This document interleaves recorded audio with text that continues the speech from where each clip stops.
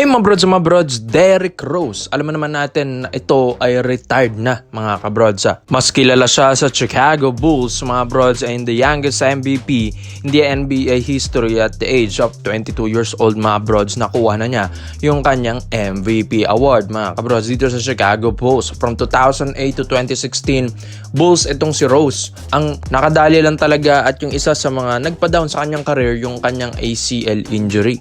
Kaya after ng 2016 niya sa Chicago Bulls, mga brods, bigla siyang na-trade sa New York Knicks. Isang taon lang siya dyan, tapos nag-Cleveland na mga brods. Tapos isang taon lang ulit siya sa Cleveland with LeBron. Tapos napunta naman ng Minnesota after ng isang taon. Tapos nakapag-2 taon siyang season dito sa Detroit Pistons from 2019 to 2021. Sabay balik ng New York Knicks ang 2021 to 2023. Tapos ito na, huling season na niya ito mga brods sa Memphis Grizzlies with Ja Morant. Taong 2023 to 2024 NBA season mga kabrods. So yun nga, malaking karangalan na masubaybayan natin ito pong legacy ni Derrick Rose mga brods sa NBA. Kaya ngayon, ang daming mga reports and rumors tayo na maraming mga iba't ibang bansa na kupunan doon sa kanilang liga na nag-offer kay Derrick Rose. So na dito yung mga China, Thailand, Japan, Korea, mga kabrods na ang lalaki ng offer na yon. Pero ito na nga,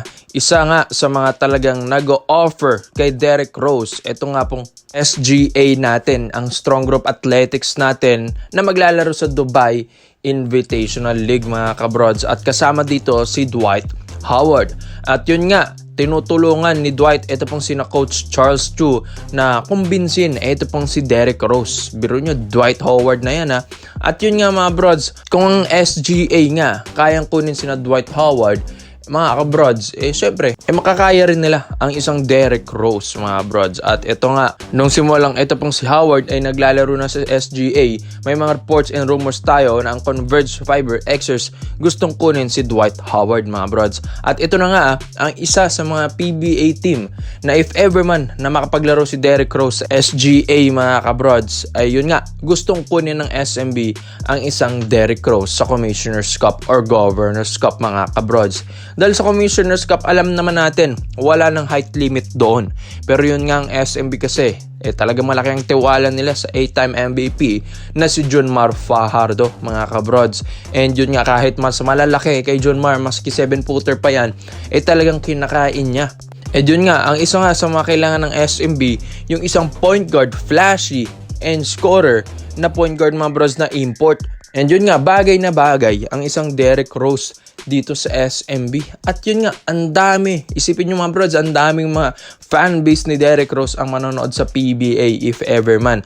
Tataas ang rating ng liga at lalo pang magkakaroon ng maraming fans ang SMB dahil kay Derrick Rose. Biro nyo, Dwight Howard to Converge Fiber Xers and Derrick Rose to SMB. Malaking tulong ito sa market ng PBA if ever man, mga kabrods. At ang SMB ay syempre alam naman natin yung kakayahan ng isang Derrick Rose. Slasher, shooter, mga bros. Nasa kanya ng lahat. Defense, athletic, kahit ito ay nagretiro na, mga bros. Talaga may ibubuga pa.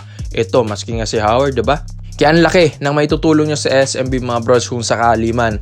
At ito nga, ito pong SMB kasi, ang dami na rin mga reports na yung mga ibang imports na kukunin nila ay mas malaki kay Junmar Fajardo. Pero napapaisip na rin ng SMB na malaki ang tawala nila kay Junmar Fajardo. Ang kailangan lang nila yung import na point guard na scorer, mga kabrods, para hindi rin masapawan si Fajardo. Kaya Rose sa SMB, mga bros, kung kaya ng SGA, why not ang PBA?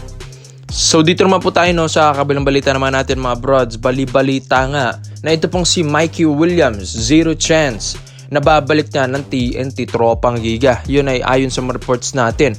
Pero hindi nyo ba alam, mga brods, na isa rin sa mga best friend ni Mikey Williams ay ito pong sina Jamie Malonzo dito po sa Barangay Nebra, San Miguel ay nakakausap rin niya maski sina Chris Ross, mga kabrods. At yun nga, isa sa mga kumukumbinsi kay Mikey Williams, mga bros, ang kanyang best friend na si Jamie Malonzo. Well, alam naman natin kung gaano kalakas ang isang Mikey Williams mga brods. Alam ko, malabong makabalik sa TNT ito pero malaki ang chance na lilipat ito mga kabrods. Kaya ito pong TNT Tropang Giga, gusto na lang talaga nilang i-release ito pong si Mikey Williams dahil talagang wala nang balak umuwi or bumalik ng Pinas ito pong si Mikey. Kaya if ever na ma-release nila ito sa TNT Tropang Giga ay tsak na kukunin ito ng iba't ibang kupunan mga kabrods. Lalong-lalo na ang Barangay Nebra San Miguel dahil malapit at andito ang kanyang best friend na si Jamie Malonzo. Well, alam naman natin yung kakayahan ng isang Mikey Williams. Parang import din kung maglaro ito. Biruin nyo, ilang taon lang din itong nagserbisyo dito po sa TNT Tropang Giga pero bigla niyang nabigyan ng 2 kampyonato ng TNT. Pero nung simulang na umalis na dyan si Mikey, wala na, di na nakatungtong ulit ng championship round ang TNT Tropang Giga dahil iba yung impact ng isang Mikey Williams. Kaya hinihintay na lang ni Mikey Williams mga kabrods ma-release siya ng TNT Tropang Giga para naman ay makatulong na ito sa ibang kupunan maski sa ibang bansa, di ba mga bros, kung may offer man siya. Pero pinakamalapit talaga na mapuntahan niya dito sa PBA, it's either SMB na kanyang tropa na si Chris Ross na kanyang kayakayahan doon or sa Barangay Nebra San Miguel ng kanyang best friend na palagi niyang nakakasama sa mga training camps pati sa US.